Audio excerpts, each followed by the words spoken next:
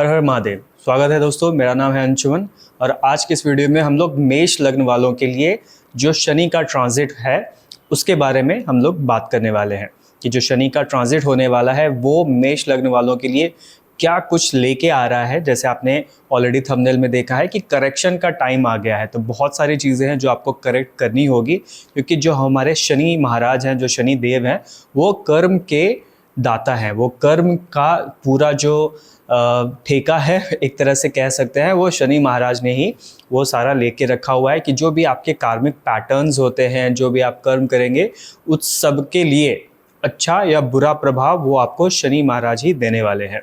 तो आज की इस वीडियो के अंदर हम लोग वही डिस्कस करने वाले हैं कि क्या कुछ आप अगले 2.5 साल में ऑब्जर्व कर सकते हैं, क्या लाइफस्टाइल चेंजेस आपको लेके आना चाहिए आपकी लाइफ के अंदर। क्योंकि कोई भी ग्रह जो हमारे ऊपर किसी भी प्रकार का असर डालते हैं तो वो हमारे लाइफस्टाइल पे और कई बार हमारे कर्मों पे, जो हमारे संचित कर्म हैं, जो पिछले जन्म से हम लेके आ रहे हैं वो, या जो हमारा प्रारब्ध है, वो उन सारी चीज़ों के ऊपर वो कहीं ना कहीं अपना एक उस पर असर डालते ही डालते हैं।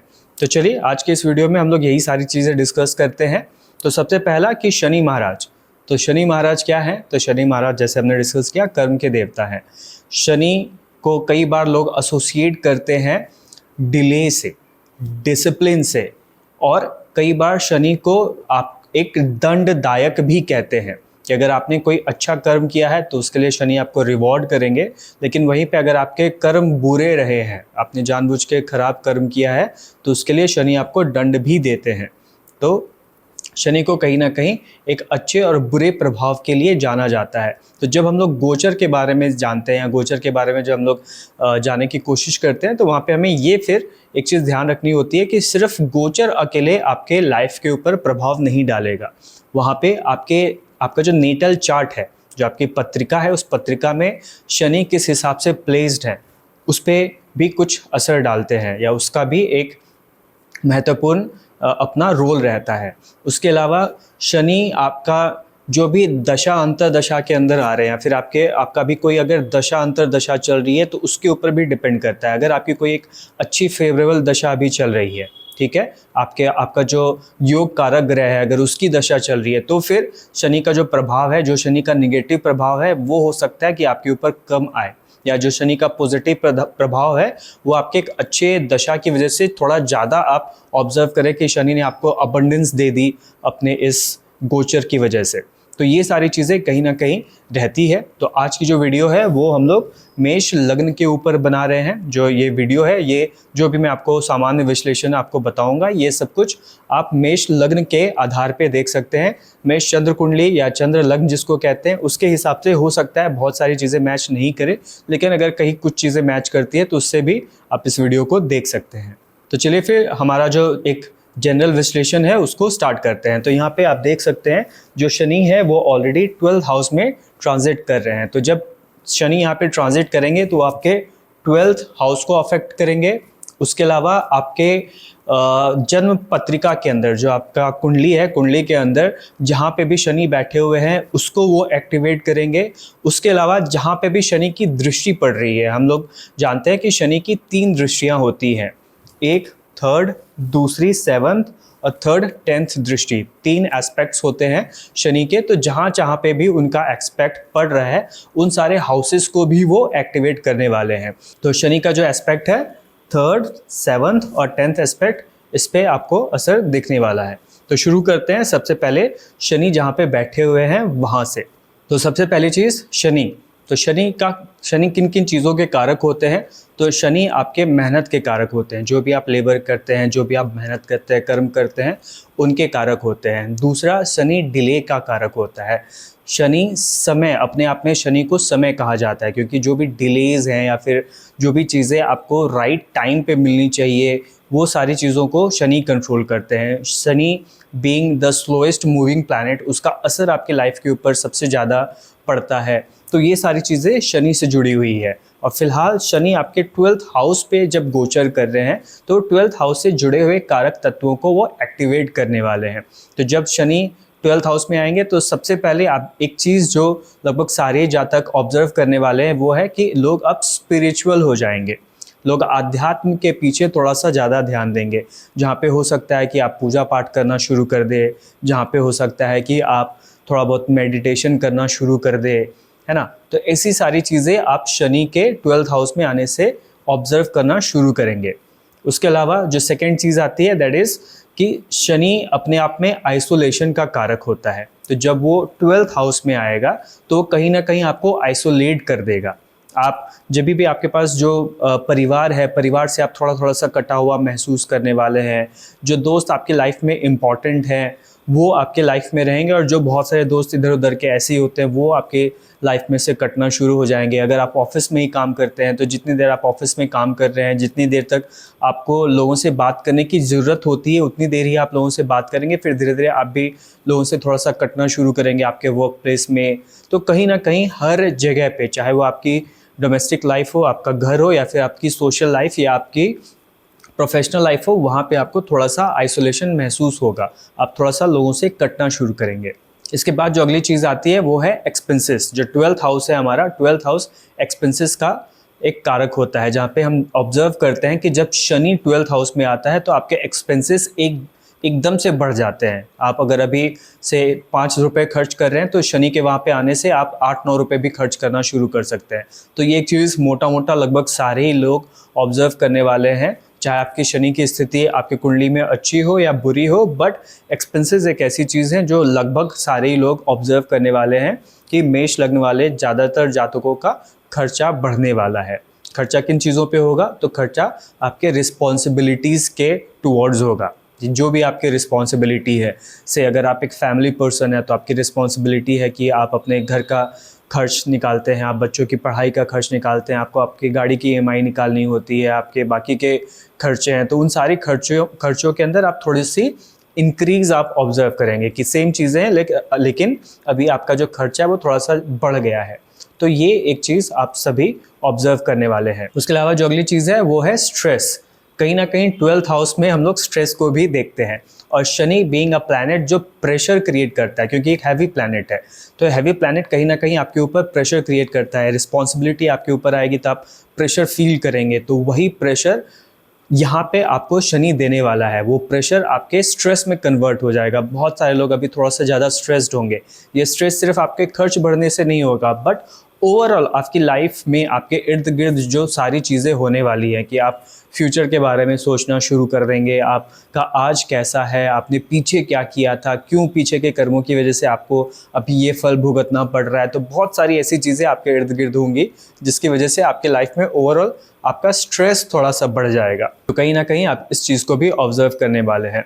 फिर अगली चीज़ आती है जो बहुत सारे लोगों को बहुत अच्छी महसूस होगी। हालांकि जब शास्त्र लिखे गए थे उस टाइम पे फॉरेन जाने को अच्छा नहीं माना जाता था, लेकिन आज की डेट में फॉरेन जाना थोड़ा सा अच्छा होता है। तो अभी बहुत सारे लोग फॉरेन जाने वाले हैं। विदेश यात्रा अब बहुत सारे लोग आप करने वाले हैं। बहुत सारे लोग अगले 2-2.5 साल के अंदर जिनका ख्वाहिश था कि मैं कभी विदेश यात्रा करूं, मेष लग्न वाले स्पेशली, वो विदेश यात्रा कर पाएंगे अगर वो प्रयास करेंगे। क्योंकि जैसा आपको शुरू में बताया कि लाइफस्टाइल के अंदर चेंजेस, लाइफ के अंदर चेंजेस आप ऑब्जर्व करने वाले हैं। तो अगर वहाँ पे आप प्रयास करेंगे तो आप अब्रॉड जा सकते हैं। और वहीं पे वैसे लोग जो ऑलरेडी ऐसे किसी क्षेत्र में काम कर रहे हैं जहाँ पे उनका ट्रांसफ़र हो सकता है, या फिर जहाँ पे उनको एक दूसरी जॉब चेंज के बाद वहाँ पे जा सकते हैं, तो वो सारे लोग देखेंगे कि उनका अगले 2-2.5 साल में वो जो ट्रांजिशन है from homeland to foreign land वो हो पाएगा। फिर जो अगली इंपॉर्टेंट चीज़ आने वाली है वो है आपके थिंकिंग के बारे में।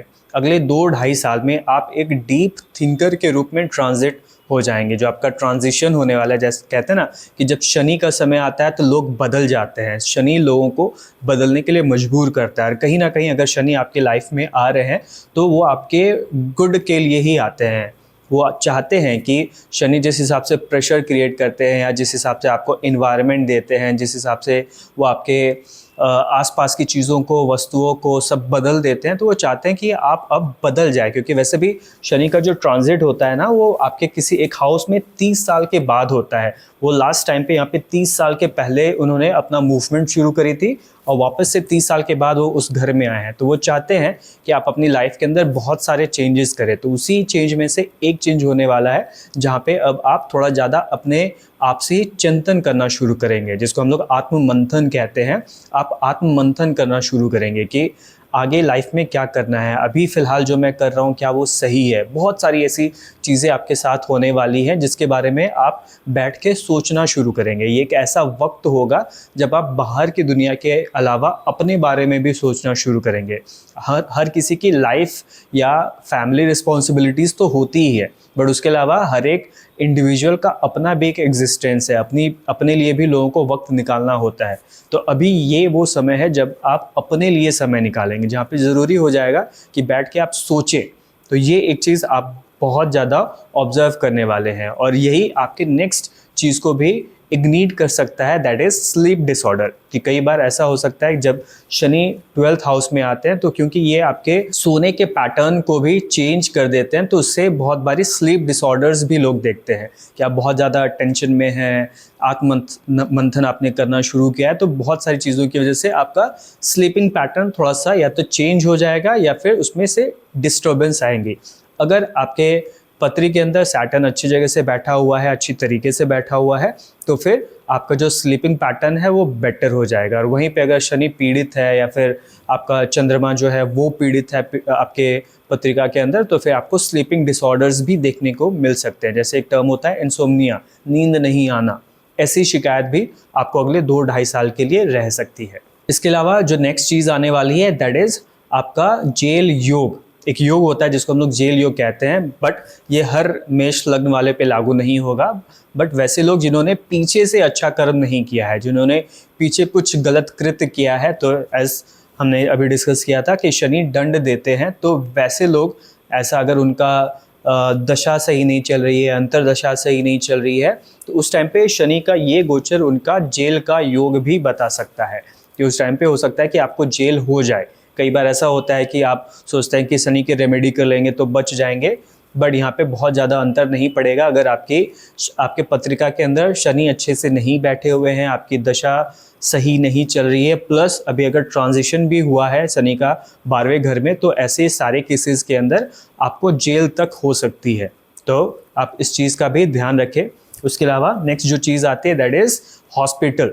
जो हमारा 12th हाउस है वो हॉस्पिटल्स को भी डिनोट करता है, तो वहाँ पे हॉस्पिटल के चक्कर लगने का आपका चांस बनता है यहाँ पे। अब हो सकता है कि ये हॉस्पिटल का चक्कर आप खुद की वजह से लगाएंगे, आपकी तबीयत खराब हो जाए, या फिर आपके परिवार के अंदर भी अगर किसी की तबीयत खराब होगी तो उसकी वजह से भी आपको हॉस्पिटल का चक्कर लगाना पड़ सकता है। क्योंकि जैसे बताया शनि रिस्पॉन्सिबिलिटी का कारक है, तो हो सकता है कि आप अपनी रिस्पॉन्सिबिलिटी की वजह से भी हॉस्पिटल जा सकते हैं। आपके परिवार में किसी की तबीयत खराब हो गई, आपके एक्सटेंडेड फैमिली में किसी की तबीयत खराब हो गई, तो उसकी वजह से भी हॉस्पिटल का आना जाना आपका हो सकता है। उसके अलावा नेक्स्ट चीज़ आती है इन्वेस्टमेंट की। जो 12th हाउस है वो इन्वेस्टमेंट का भी होता है, तो अभी वो समय है जब शनि आपको कुछ अच्छा इन्वेस्टमेंट करा सकते हैं। अगर आप किसी ऐसे एसेट में इन्वेस्ट करना चाहते हैं जो सेफ़ है, जो आपके आने वाले समय के लिए अच्छा हो सकता है, तो वहाँ पे आप इन्वेस्टमेंट भी करना शुरू कर सकते हैं। या फिर अगर वैसे बहुत समय से आपने कभी इन्वेस्टमेंट नहीं किया हो, या अभी आपकी उम्र इतनी नहीं हुई है कि आप इन्वेस्टमेंट करना शुरू करते हैं जिस एज में, जैसे कई बार 20-21 के एज में लोग इन्वेस्टमेंट इतना नहीं करते हैं, लेकिन हो सकता है कि आप नया इन्वेस्टमेंट करना शुरू कर दें अगले 2-2.5 साल के पीरियड के अंदर। तो ये चीज़ भी आप ऑब्जर्व कर सकते हैं। तो ये हमारा मोटा विश्लेषण हो गया, जहाँ पे सैटर्न जब 12th हाउस को एक्टिवेट करेगा तो उस टाइम पे आपको क्या क्या रिजल्ट्स देखने को मिल सकते हैं। इसके अलावा आगे बढ़ते हैं हम लोग शनि के थर्ड जो दृष्टि है या थर्ड एस्पेक्ट है उसके ऊपर। माना जाता है कि सैटर्न का थर्ड एस्पेक्ट अच्छा नहीं होता है। वहाँ पे कई बार वो जो पीछे से आपने कर्म किया है ना, उसका रिजल्ट आपको वो अपने थर्ड एस्पेक्ट से देते हैं। तो कई बार अगर आपकी पत्रिका में सैटर्न अच्छे से प्लेस्ड नहीं है, आपकी जो पीछे के कर्म है वो बहुत अच्छे नहीं रहे हैं, वहाँ थर्ड एस्पेक्ट में आपको थोड़ा सा ऊपर नीचे देखने को मिल सकता है। वहाँ पे आपको ऐसे रिजल्ट्स देखने को मिलेंगे जो आपको बहुत ज़्यादा पसंद नहीं आएंगे। बट वहीं पे अगर आपने अच्छे कर्म किए हैं, पीछे से आपकी लाइफ अच्छी चली आ रही है, आप सही तरीके से एथिकली अगर आप काम कर रहे हैं, एथिकल आप बिजनेस कर रहे हैं, तो वहाँ पे आपको बहुत ज़्यादा गेन भी देखने को मिल सकता है। तो चलिए हम लोग रिजल्ट्स के ऊपर बढ़ते हैं। तो जो हमारा सेकंड हाउस होता है, सेकंड हाउस हमारी वाणी का होता है। तो बेस्ड ऑन आपका कैसा कार्मिक पैटर्न रहता है, आपकी जो वाणी है वो या तो बहुत अच्छी हो जाएगी या फिर वो बहुत कटु हो सकती है। चांसेस हैं कि आप अपनी वाणी की वजह से, आपके बोलने के तरीके की वजह से लोगों के साथ आपकी लड़ाई हो जाए, आपके परिवार वालों के बीच में आपकी लड़ाई हो जाए, आपका जो कुटुंब है, कुटुंब के साथ थोड़ी सी अनबन हो सकती है आपकी वाणी की वजह से। फिर सेकंड कारक है सेकंड हाउस का, दैट इज़ फूड। अगले कुछ समय में आपकी फूड हैबिट थोड़ी सी बिगड़ सकती है, जहाँ पे आप वक्त पे ना खाना खाएं, है ना, आप अपने मील्स स्किप कर दे, मॉर्निंग ब्रेकफास्ट नहीं किया, काम के चक्कर में दिन में खाना नहीं खाया, फिर रात में खाना छूट गया। क्योंकि जब सैटर्न आपके 12th हाउस में ट्रांजिट करते हैं तो वो आपसे बहुत ज़्यादा काम करवाते हैं, आपको काम करने की आदत पड़ जाती है। क्योंकि जब आप आइसोलेट हो गए, सारी जगहों से आपका ध्यान हट जाता है और आपका ज़्यादा ध्यान आपके काम के ऊपर पड़ता है, तो वहाँ पे ये शिकायत भी आती है कि आप खाना स्किप कर देते हैं। तो इस चीज़ का ध्यान रखें कि आप अपने लाइफस्टाइल के अंदर ऐसे चेंजेस लेके आएँ कि आपका खाना स्किप नहीं होना चाहिए। फिर थर्ड आता है आपका कुटुंब। आपके सेकंड हाउस से हम लोग कुटुंब भी देखते हैं, तो यहाँ पे आपके कुटुंब के साथ हो सकता है कि आपके रिलेशंस जो है वो थोड़ा सा ऊपर नीचे हो सकते हैं। क्यों? अगेन आपके कर्म अच्छे बुरे उस हिसाब से उस पर असर आने वाला है। फिर आती है अगली इम्पॉर्टेंट चीज़ कि जो सेकंड हाउस है वो हमारे सेविंग्स का हाउस भी है। तो यहाँ पे हो सकता है वो लोग जिन्होंने पीछे बहुत अच्छा काम किया है, बहुत मेहनत करी है, लाइफ के अंदर बहुत स्ट्रगल किया है, तो उन लोगों को बहुत मेजर गेन देखने को मिलने वाला है, उन लोगों की एक अच्छी सेविंग होने वाली है ना। और कई बार अगर आप अच्छे जॉब में हैं, आपने अच्छा काम किया हुआ है, तो आपकी सेविंग्स बढ़ने वाली है। क्योंकि सैटर्न के जहाँ पे भी एस्पेक्ट होते हैं ना, वो सारे एस्पेक्ट्स एक साथ में काम करते हैं, वो आपकी लाइफ के अंदर चेंजेस लेके आएंगे। तो हो सकता है आपकी जॉब की वजह से आप बहुत अच्छा पैसा जमा कर पाए, आप ट्रैवल करेंगे, ट्रैवल की वजह से आप अच्छा पैसा बचा लें। तो ऐसे बहुत सारी चीज़ें होने वाली है जो पैसे के सेविंग से रिलेटेड होने वाली है। उसके बाद जो नेक्स्ट आता है दैट इज सैटर्न की 7th एस्पेक्ट। जो शनि महाराज है उनकी 7वीं दृष्टि आपके 6th हाउस में पड़ने वाली है, 6ठे भाव में पड़ने वाली है। तो 6ठा भाव एज हमने पीछे डिस्कस किया हुआ था, वो आपके ऋण, शत्रु, रोग इन सब का होता है। तो यहाँ पे आपको दिखने वाला है कि बहुत सारे ऐसे आपके शत्रु हैं जो छिपा के आपके अगेंस्ट प्लॉटिंग कर सकते हैं, वहाँ पे वो आपको नुकसान पहुँचाने की कोशिश कर सकते हैं। और अगर वहीं पे आपका कार्मिक पैटर्न अच्छा रहा, आपका जो सैटर्न है वो आपको आपके दुश्मनों को निस्तो नाबूद करने में आपकी मदद कर सकता है। कई बार होता है कि ऑफिस पॉलिटिक्स चल रही है, दुश्मन आपके बन गए हैं, तो अभी का जो पीरियड है वो आपके ऑफिस पॉलिटिक्स को ख़त्म करने में भी आपकी हेल्प कर सकता है। उसके अलावा आता है हमारे लोन्स। जैसे हमने बात की कि जो लोन्स आपका भी चलता आ रहा है, तो वहाँ पे हो सकता है कि आपको अच्छे लोन्स इजीली मिल जाए।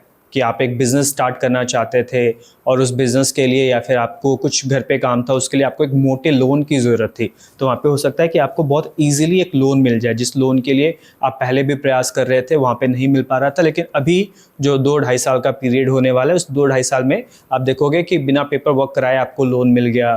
कहीं से कॉल आया, सर आप लोन ले लो, आपका क्रेडिट हिस्ट्री ठीक चल रही है और आपको इंस्टेंट लोन मिल जाएगा, तो आपको बैठे बिठाए लोन मिल गया। तो वैसे टाइप की चीज़ें आप यहाँ पे देख सकते हैं। और वहीं पे अगर पैटर्न ठीक नहीं है तो इसके ठीक कॉन्ट्रास्ट में आप ये भी देख सकते हैं कि आपके लोन की वजह से आपके ऊपर केस भी हो सकता है, क्योंकि ये कोर्ट मुकदमे का भी हाउस होता है। तो वहाँ पे हो सकता है कि आपका कोर्ट के चक्कर भी आपके लग जाएं, आपकी EMIs बाउंस होने की वजह से या आपके लोन की वजह से आपको मुसीबत भी हो सकती है। तो आपको वो चीज़ भी देखनी है। फिर जो हमारा 6th हाउस होता है वो जॉब का भी होता है। तो यहाँ पे आपको जॉब में बहुत ज़्यादा अच्छे रिजल्ट्स भी देखने को मिल सकते हैं कि आपने बहुत अच्छा काम किया था तो आपको एक अच्छी जॉब मिल गई, या फिर आप जॉब के अंदर आपको प्रमोशन मिल गया, या फिर आपकी जॉब के अंदर आपको अप्रिसिएशन मिल रही है। बट एक चीज़ हमेशा याद रखिएगा, शनि आपके भाग्य के हाउस के ऊपर भी दृष्टि रख रहे हैं। तो यहाँ पे भाग्य भरोसे आपका काम नहीं होने वाला है। आप जो मेहनत करेंगे उस मेहनत का ही आपको रिजल्ट ज़्यादा करके यहाँ पे मिलने वाला है। तो आप हो सकता है कि अगले 2-2.5 साल में आपकी अगर सैटर्न की प्लेसमेंट अच्छी है तो आपको बहुत अच्छा ऑफिस के अंदर रिस्पांस मिले, बट वहीं पर अगर अच्छी नहीं है तो कंसिस्टेंटली अपना काम करते रहिए। क्योंकि सैटर्न हमेशा ये सबको ही चांस देता है कि आप कंसिस्टेंटली मेहनत करते रहो, अप्रिसिएशन नहीं मिल रही है फिर भी आप मेहनत करते रहो, आगे जाके वो आपको रिजल्ट ज़रूर देंगे। क्योंकि शनि हमेशा आपके मेहनत के लिए आपको रिवॉर्ड देते ही देते हैं। तो अगर आपके साथ ऐसा है तो आप मेहनत करते रहिए, आपको रिवॉर्ड ज़रूर मिलेगा। फिर जो हमारा 6th हाउस है वो एनजीओ का भी है।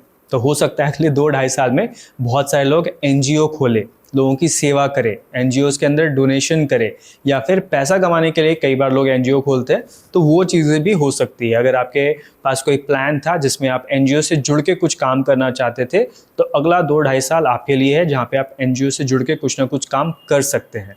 तो अगर ऐसा कुछ है तो ट्राई ज़रूर कीजिएगा, आपको सफलता वहाँ पर मिलेगी। फिर चलते हैं हम अपने सैटर्न के 10th एस्पेक्ट के ऊपर। जो 10वीं दृष्टि होती है शनि की, वो आपके भाग्य के घर पे पड़ने वाली है। बट ये सिर्फ भाग्य का ही घर नहीं है, ये हमारे फॉरेन ट्रैवल का भी घर होता है ना। तो यहाँ पे आप हो सकता है फॉरेन ट्रैवल करने वाले हैं। हाँ, सैटर्न भाग्य को बहुत ज़्यादा सपोर्ट नहीं करता है, तो वहाँ पे आप मान के चलिए अगले 2.5 साल के लिए आपका कोई भाग्य जैसी कोई चीज़ होती है, उस चीज़ को आप भूल जाओ।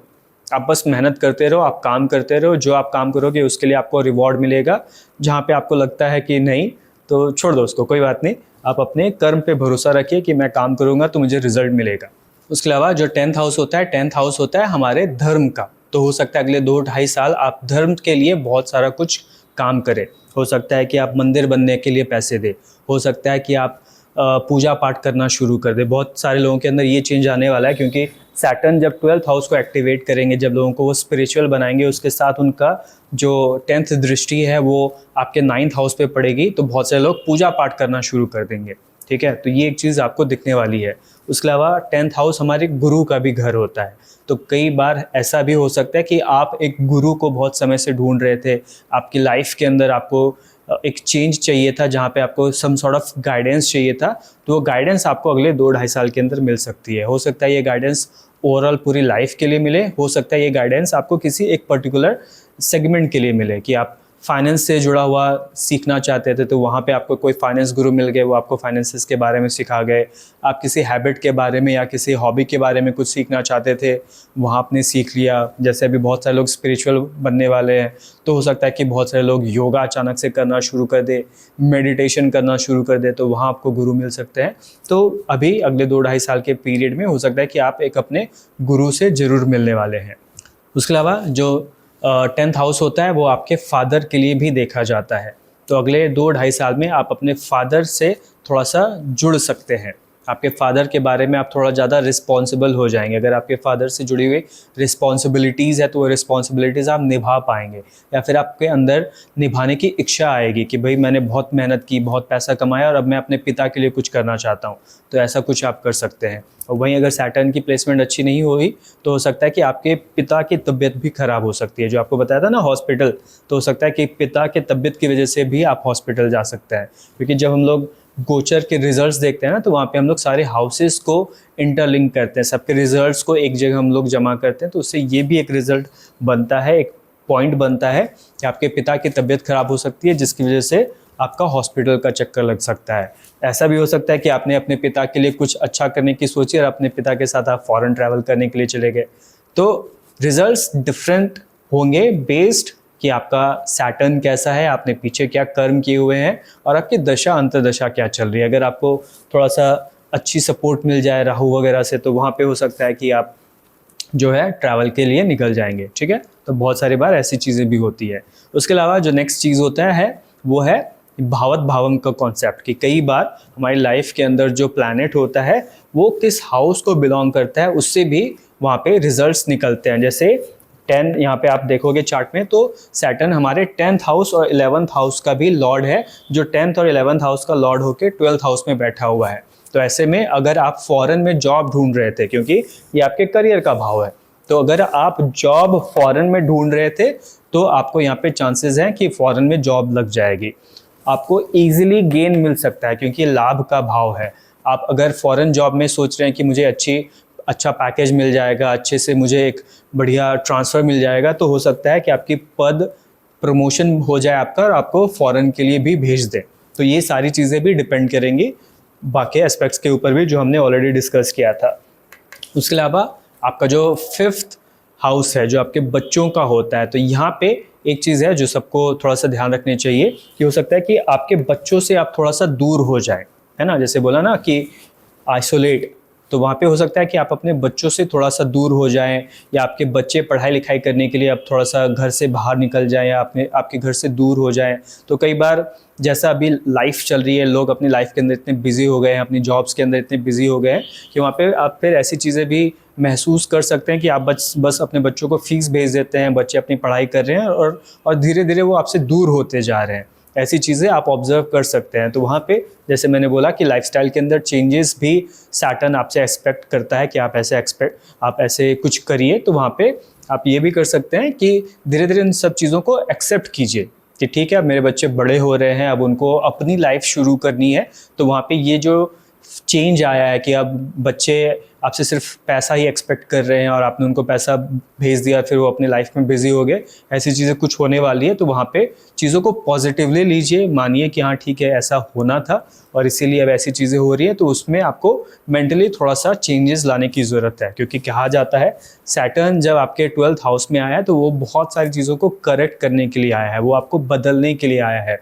बहुत सारी चीज़ें आपकी लाइफ के अंदर भी चेंज होने वाली है। और फिर ये वैसे भी जो हमारा कुंडली का चक्र होता है उसमें से ये लास्ट राशि होती है। तो यहाँ पे शनि का एक पूरा जो फेज़ है वो ख़त्म होगा, फिर सैटर्न अपने नेक्स्ट फेज़ में जाने वाला है। तो कहीं ना कहीं ये एंडिंग को भी दर्शाता है। तो उस चीज़ को भी आप थोड़ा सा एम्ब्रेस कीजिए कि ठीक है, बहुत सारी चीज़ें एंड होती है तभी अगली चीज़ शुरू भी होती है ना। तो वहाँ पे वैसी चीज़ें हो सकती है। तो एक तो ये डिनोट करता है कि आपके बच्चे के साथ ऐसा हो सकता है। उसके अलावा एक ये चीज़ भी हो सकती है कि आपकी जॉब, अगर आपके चार्ट के अंदर जो आपका मंगल है वो अच्छे से प्लेस नहीं है, आपका जो चंद्रमा है मून वो अच्छे से प्लेस नहीं है, तो ऐसा भी हो सकता है कि कुछ लोग बिना मतलब के ही अपना जॉब छोड़ दे, कि वो बहुत स्ट्रेस्ड हो गए, परेशान हो गए, काम मेरे से नहीं हो पा रहा है और वो जॉब छोड़ दे, है ना। ऐसी चीज़ें भी हो सकती है।